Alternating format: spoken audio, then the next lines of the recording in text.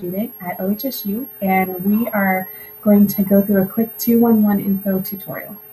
And my name is Katie Engstrom, and I'm also a senior nursing student. And just as a disclaimer, we are not affiliated with 211 info, but we have been given permission to give this tutorial just general purpose knowledge. So we're going to be screen sharing, so you're not going to see us until the end. We're going to move on over to a PowerPoint that's been shared with us, and then we'll also move through some of the website key features. So just some takeaways after you watch this presentation would be knowing some more information, the background information of 211 systems, how to access it, what to expect when you contact them via the various forms, and then some information about the specialty programs. This is a list of all the quick dial numbers that are designated by the FCC, and a lot of people don't realize that there are this many of them, but 211 is specifically designated nationwide for health and social services. Here you'll see a list of all the different resources available on the website and on the app and when you call in, and so you'll just see all the different specialty areas. This is a list of different ways that you can access 211 info for you or your client. You can call in, which is the highest recommended because you're going to speak to a live person at the call center that can make sure that they are meeting all your needs. And the call center currently is open from 8 a.m. to 6 p.m. Monday through Friday for the general line, and some of the specialty lines have some extended hours, and also if there's a disaster or public health response, then they will be extended 24/7 coverage. Texting is another option, and that is the same hours as the call center for a response.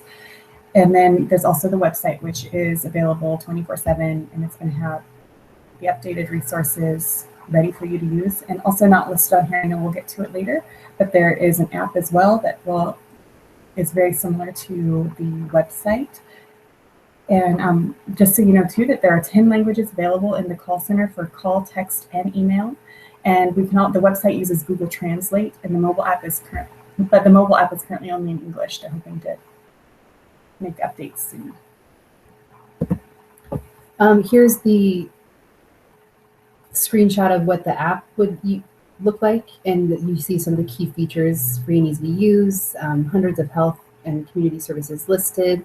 Currently, when you click on a resource, it shows the map, and then soon available, it's going to show you instantly the list of the resources. And so you just simply download the app, the free app on your smartphone, and let the 211 info app guide you to local and statewide resources. And if you're searching for temporary housing, food pantries, legal assistance, parenting programs, mental health support, prenatal care, or something else entirely, they can point you in the right direction. This was launched in November 2015, and since then there have been 9,000 downloads of the app so far.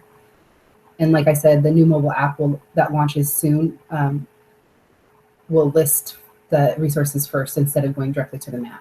I just wanted to point out here really quick, if I can get my cursor to come back, is from the app you can go straight to a phone call, text messaging, or an email to speak to someone or get further information as needed. And also what's kind of interesting for us here in Southern Oregon is that kids from Hearts with a Mission were in part of the process of developing this app, so it could be easy to use. It was developed specifically originally for youth, homeless and in crisis youth, and it was funded by a grant from DHS. But it has all the same basic information. Here you'll see the top 5 resources that are currently needed in the area. And clients can spend hours looking for or going to the wrong places for assistance. And so 211 provides free guidance. They help caller prioritize and find referrals that fit their needs. They also know the different eligibility schedule, transportation, documents required, etc. And since everybody can't be an expert on every topic, Google is rarely comprehensive and reliable when it comes to seeking basic needs. So that's where 211 is really nice to use. This is just a list of the 2015 usages. So there was over 100,000 calls received, over 300,000 web visits, and 10,000 texts and emails, which is a ton of contacts, and it's increasing each year with more word of mouth and just more knowledge of what it's capable of and what it offers.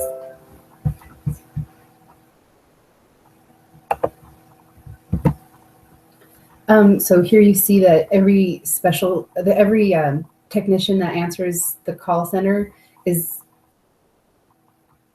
trained in their area, and well, they have a special accreditation process that they go through. So they'll have this extensive training, and then before they actually take their first call, they go through classes and training time, and then also shadow people at the call center that are more senior than them, so that they have a really great grasp of not only the resources, but also how to answer these calls in a very empathetic and compassionate way, and to make sure that the clients that they're speaking to feel cared about and respected, and are able to really hit all the topics and areas that need to be hit. And there, notice that it says service escalation when necessary, and that's kind of a wraparound service where one of the best examples we've heard is if someone were to call in with needing a suicide prevention hotline, the call center is not going to give them a phone number and hang up. They are going to stay on the phone with them and make sure that they're connected to that suicide prevention hotline, and then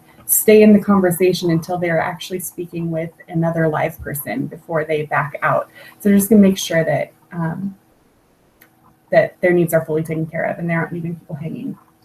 And then just making a special note that once again, they're bilingual, bicultural call center staff available, and they have more than 135 languages available through an interpretation service. And I think 10 languages on site. This is just showing how robust their database is that contains accurate and up-to-date information about the various resources available in the areas served.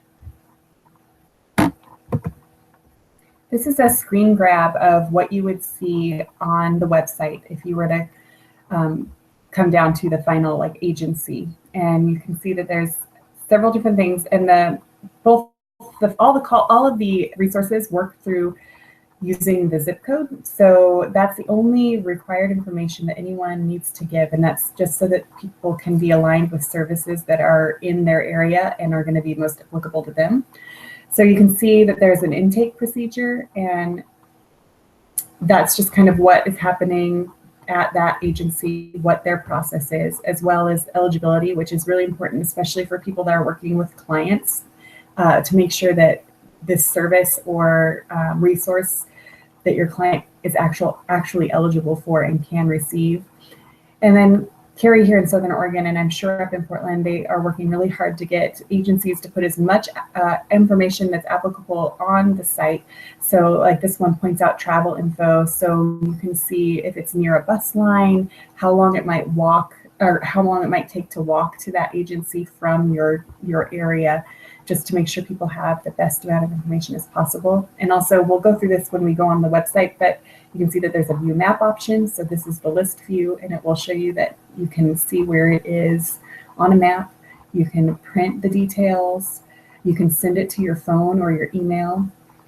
And then you can go often to, like through here too, you can go straight to their website if you need to contact them here too. And here you'll see the different demographic information that people are asked when they call in. It's all optional. You ask for your zip code so they can get the resources in your area, specific area. But all this other information that they might ask is optional if you don't feel comfortable giving it over the phone. A lot of times they do ask it just to see if they can make sure that there aren't any other services that you might qualify for that you were unaware of.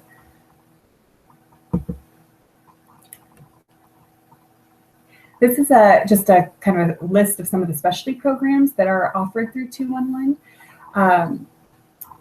And this is very relatable to pretty much anyone. There's Family Line, which had some of these have different hours. Most of them, I think, have the same hours as the call center, which would be 8 to 6, Monday through Friday. I believe that was what it was. So Family Line is geared towards parents with children or grandparents, whoever has children in the home up to 8 years. And we're going to go through, I think we have a couple slides that detail some of these, but this is just kind of a comprehensive list of the specialty programs offered.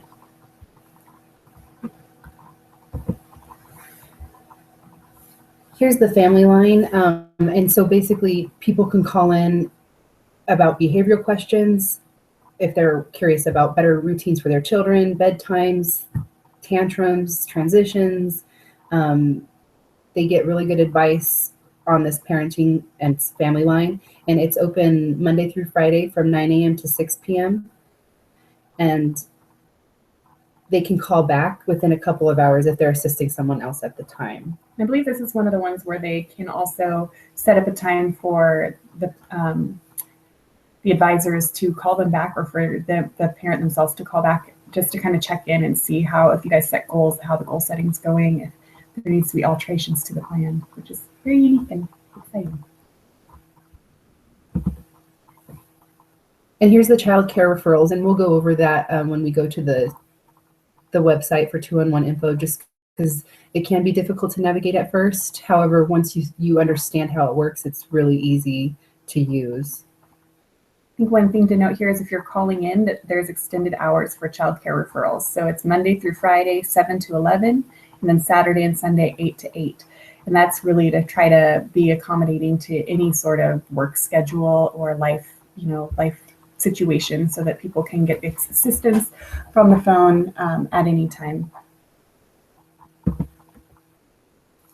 This is the Foster Parent Support Line, which is another specialty program. And what is really unique about this one is that it's open 24/7. Anytime there's a foster parent that needs some support, you can call in and talk to someone, get help, get advice, or just have a listening ear. And what we didn't mention before about these specialty programs, if you're calling in to use them, and then during that conversation, you have another question that has to do with resources or assistance in some other way, you can still ask those questions while you're on the specialty line. And this is another one. It's the Maternal, Child, and Reproductive Health, and it serves the whole state. And it's, again, bilingual, has access to language interpretation. And this is really any questions regarding to any sort of reproductive health through the whole lifespan. Here is just the information about the SNAP card that is specific to Oregon. However, no, SNAP is a nationwide program, but it results in the issuing of an Oregon Trail card. So some kind of words specific to different states, such as Oregon Trail card, might be unknown to people moving into the state. So it's always nice to call in because they can help give you that information that's specific to your city and state. And they're going to know all of the buzzwords or keywords and be able to hook you right up with what you need, instead of possibly going somewhere and getting put in the wrong or pointed in the wrong direction. And again, this is just Tanith MERDC. They're going to screen all callers with children in their care for eligibility. And again, it's kind of that same thing. They're able to recognize what may be needed or what you qualify for, as well as if you're coming in from a different state, look at what you had there and see what you would be able to work into your life here.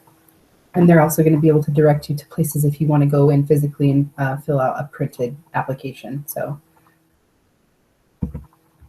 this is, we kind of touched on this earlier with the suicide prevention hotline, and this is really the OneonOne Advocacy, which is an extension of that wraparound services. This is just an example of someone's call where they were frustrated. It seems like they went into the office and were not able to get the result that they wanted. So the 211 info call center technician was able to really come with that person, not physically, but through the phone, and take a call with them and get them the resources that they needed. And that's really their goal, is to empower people and then to come alongside them.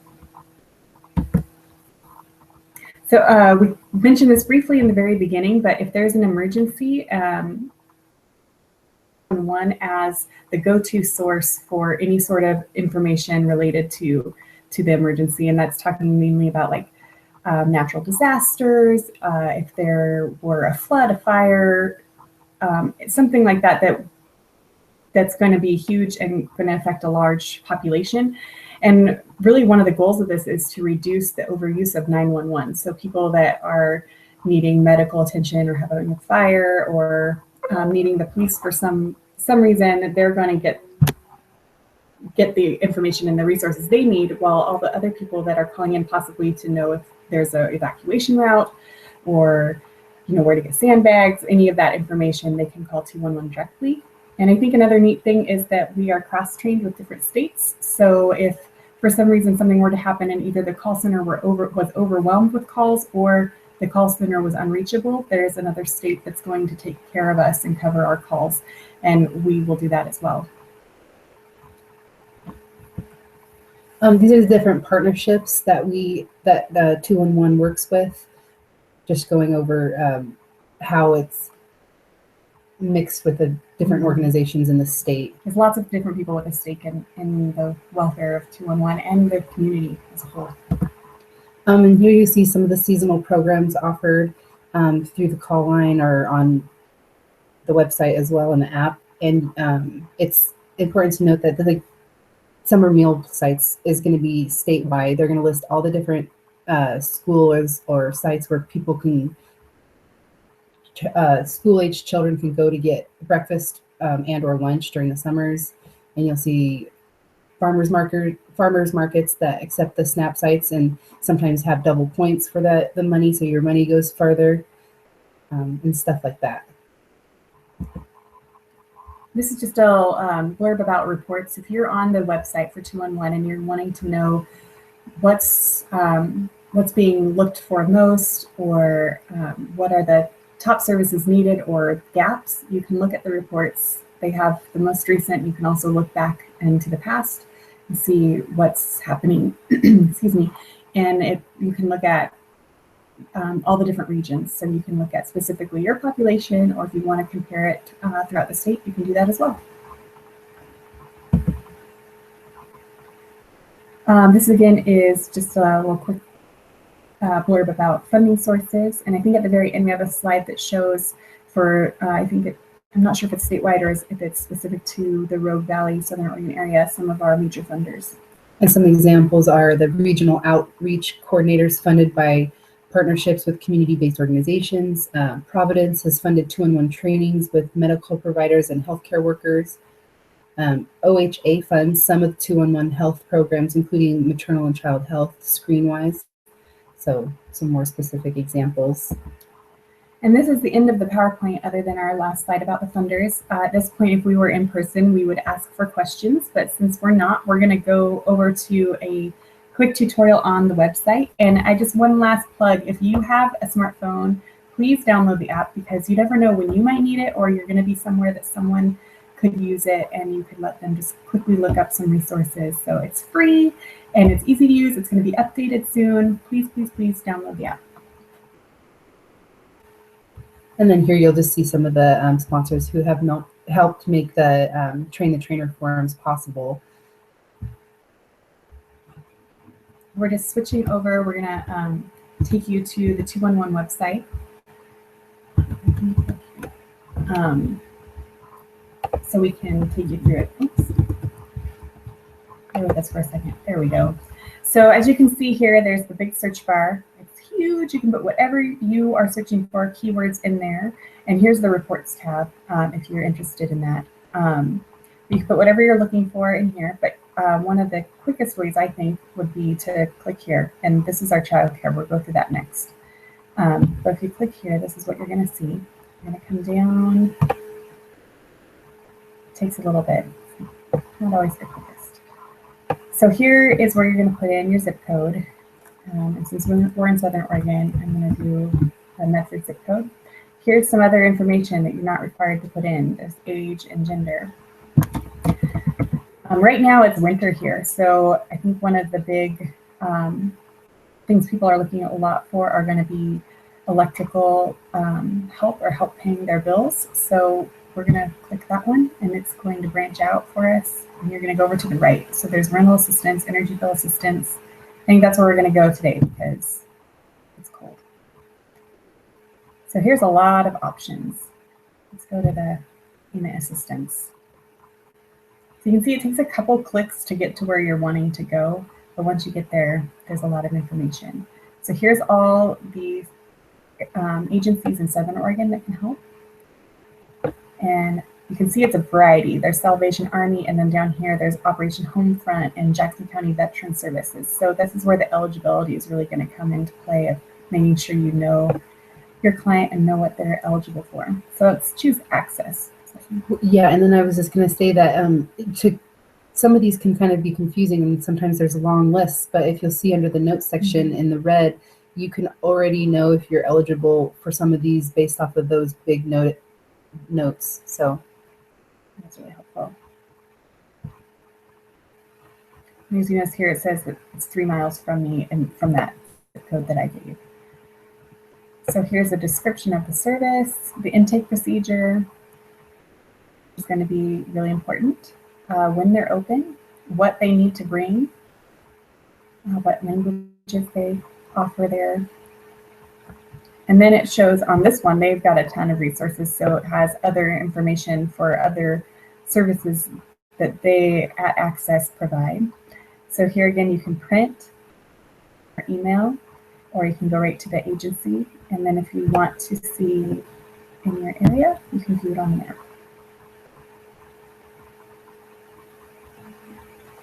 And you can get directions if you need to. And the format for all of these different resources is going to be the same, and it can be a lot of information for your eyes to see, but so always going to the eligibility here will give you a good idea of if you can even qualify for that resource, that particular resource. So it's the best place to start. All right. I think that's probably the best way is to, and then if you have clients that you're working with, or if you're thinking at some point you may need to use this service, I would just get online and try checking through a few things and trying it out for yourself. It's not that hard. We could take you through a couple more, but I don't think it would really be super beneficial for you. I think we're going to go over to childcare now because this one's has a little more.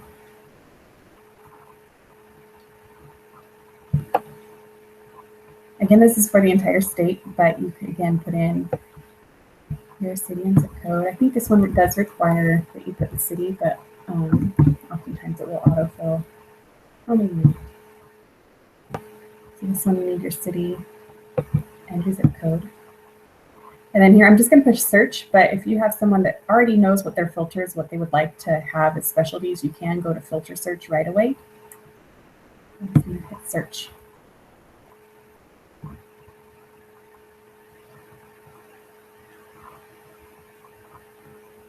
It's taking its time.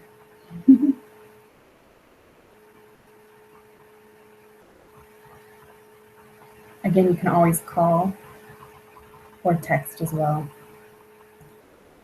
I think this is really key to notice is that right here, it says your search results below are a random selection of 25 providers from the selected zip code area.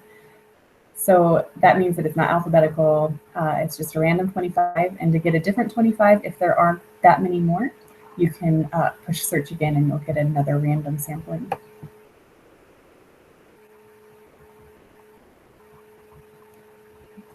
yeah, so here the top is going to be a map of the ones provided in the area, and then if you scroll down, you'll see a listing of them all, and they'll just have some more specific information to those locations, including the type of care offered, maybe a contact name, the licensure, the quality rating, the phone number, and then if you go over to the right, there's more info to their phone number, their hours of operation.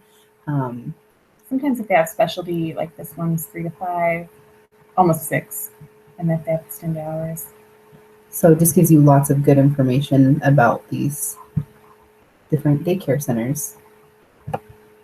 And then if you have very specific or any sort of search criteria that you want to add in there, you can. If you want it to be a family child care that speaks English and Spanish, those kinds of things, or if you have any sort of special hours that you need, you can plug that in there. And this all is available at the call center as well. If you call in, they can see if we can find anything.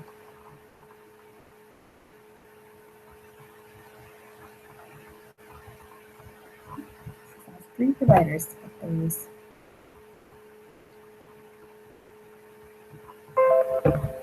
And just another really important thing to note, which I'm sure many of you that are listening would already grasp, but would be to make sure that your client or you are calling and meeting your childcare provider before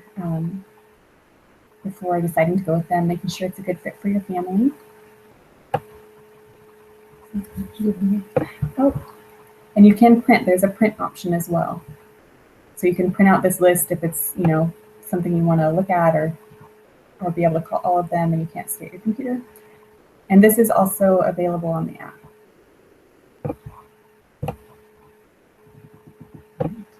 And I think that is it for the childcare providers. And once again, if you have any difficulty navigating any of the different website, app, texting, just call in. And yeah, call in. They can walk you through